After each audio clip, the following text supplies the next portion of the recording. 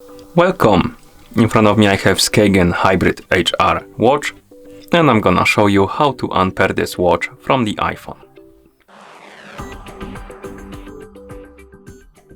First, we need to open the Skagen smartwatches application on the iPhone that is paired with our watch. So let's tap on the icon to open the application.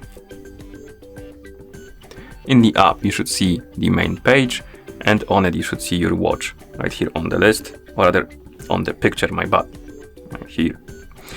Now, tap on the smartwatch icon in the top right corner to open the device page for your watch. Now, scroll through this page, find the button called Remove Watch, tap on it, tap on Remove.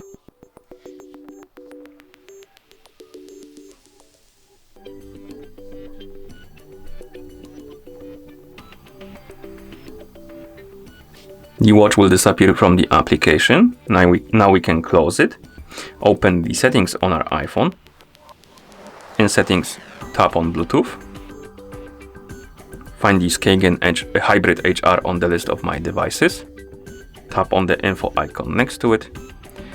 Tap on Forget this device. And then tap on Forget device to confirm and disconnect the watch from your iPhone.